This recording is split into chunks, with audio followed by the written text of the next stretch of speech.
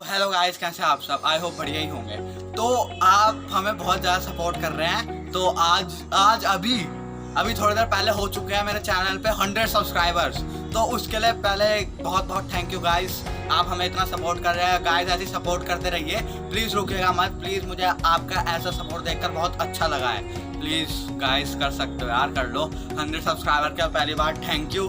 तो अब वीडियो में आगे बढ़ने से पहले मैं आपको बताना चाहूँगा, अगर आपने हमारी वीडियो को अभी तक लाइक नहीं किया है तो कर दीजिए, चैनल को सब्सक्राइब कर दीजिए। और अगर हमारा कंटेंट आपको पसंद आ रहा है दिन पे दिन, तो अपने दोस्तों के साथ हमारा चैनल को शेयर कर दीजिए। सो गाइस, आज की वीडियो कुछ ऐसी होने वाली है कि आपने ज़रूर सोचा होगा कि जब अगर हम यहाँ से फ़ोन करते हैं तो दूसरे के पास कहीं भी किसी भी देश में किसी भी शहर में चला जाता है विदाउट एनी वायर कनेक्शन, मतलब बिना किसी के वायर के। तो आपने तो सुना होगा कि ये मोबाइल टावर काम करता है, हमें कि मोबाइल फ़ोन कैसे जाता है। तो अब मैं आपको इस वीडियो में बताऊंगा ये पूरी प्रक्रिया, मतलब ये पूरी प्रोसेस बताऊंगा कि कैसे जाता है हमारा फ़ोन। तो अभी मैं आपको इस वीडियो में टावर दिखा के, असली का टावर मेरे घर के पीछे है, आपको उसके पार्ट्स बताऊंगा कौन कौन से। पहले आपको समझा देता हूँ। तो जब हम किसी को फ़ोन करते हैं, मोबाइल फ़ोन से किसी को फ़ोन मिला है, जैसे मैंने फ़ोन मिलाया किसी को, तो जैसे हम किसी को फ़ोन मिलाते हैं तो हमारा मोबाइल फ़ोन इलेक्ट्रोमैग्नेटिक रेडिएशन या फिर रेडियो फ्रिक्वेंसी छोड़ता है, जिसे हम रेडियो फ्रिक्वेंसी भी बोलते हैं और आरएफ एनर्जी भी बोलते हैं। तो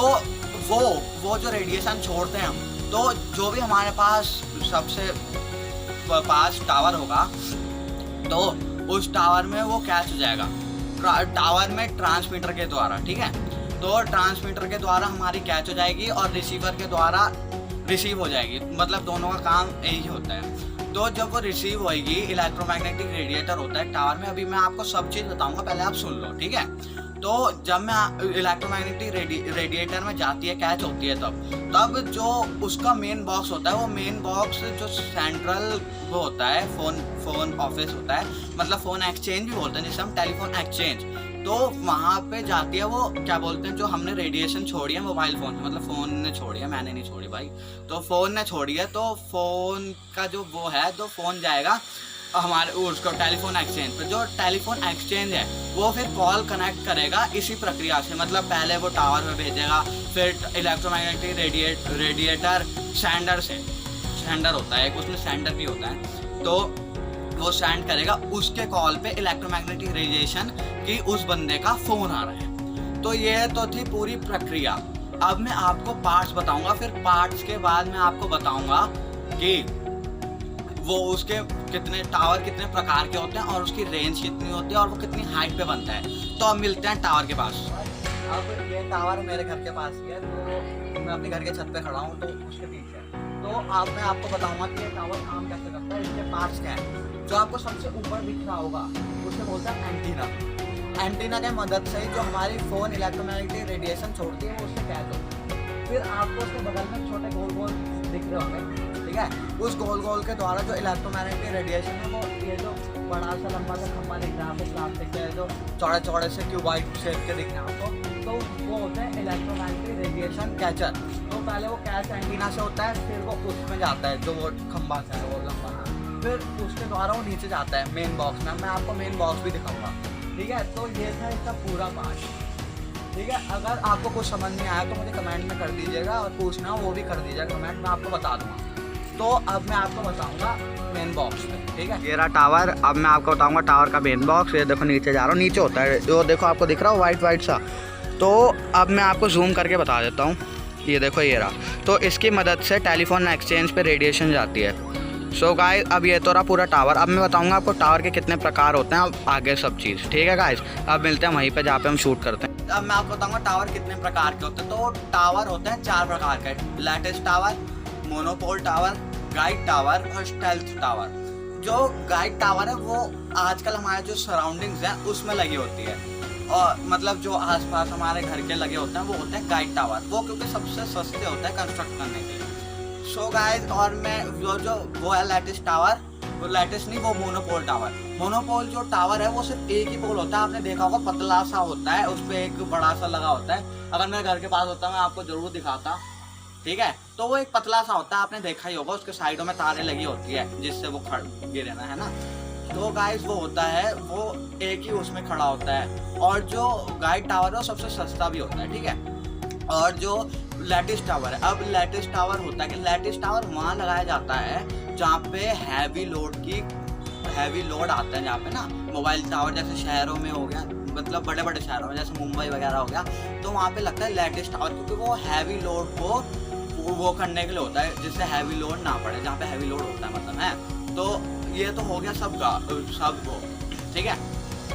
और स्टाइल टावर सबसे महंगा होता है, ठीक है। स्टाइल टावर कोई ज़्यादा लगाता नहीं, लेकिन लगते हैं वो। तो अब इसके बाद आता है जो रेंज होती है टावर की, मतलब जो टावर है वो कहाँ तक की फ़ोन कॉल्स को कैच कर सकता है और कहाँ तक नेट की फ्रिक्वेंसी भेज सकता है। जो टावर है उसकी रेंज किस पे होती है, देखो एक मैं बताता हूँ। जो वो होता है, क्या बोलते हैं, जो टावर होता है, एक तो रेंज उस पर होती है कि उसके एंटीनास कितने बड़े, जितने बड़े एंटीनास होंगे उतनी ही कम उसकी रेंज होगी, और जितने छोटे एंटीनास होंगे उतनी ही रेंज उसकी ज़्यादा होगी। तो गाइस वो इस पर भी डिपेंड होता है कि जो नेटवर्क यूज़ कर रहे हैं, जैसे एयरटेल की तो आज तक बहुत ज़्यादा फ्रिक्वेंसी हो चुकी है नेटवर्क की, तो वो फ्रिक्वेंसी पे भी डिपेंड करता है कि आप कौन सा जो सिम है वगैरह है वो आप कौन सा यूज़ कर रहे हो, जिसकी फ्रिक्वेंसी के हिसाब से होता है कि जिसकी ज़्यादा कम फ्रिक्वेंसी होगी वो उतनी ही कम रेंज कैच करेगा, ठीक है। तो अब मैं आपको बताता हूँ, एक और होता है कि जो आपको पता है कि जब भी हम कोई फ़ोन कॉल करते हैं तो जो इलेक्ट्रोमैग्नेटिक रेडिएशन होती है वो हमारी बिल्डिंगों में भी एब्जॉर्ब हो जाती है, क्योंकि इलेक्ट्रोमैग्नेटिक रेडिएशन है, अर्थ भी कैच कर लेती है, क्योंकि अर्थ खुद ही एक आयन है, ठीक है। तो अब इस पर भी डिपेंड होता है। अगर देखो हमारे आसपास ज़्यादा बिल्डिंग है तो वहाँ पे ज़्यादा टावर होंगे, क्यों?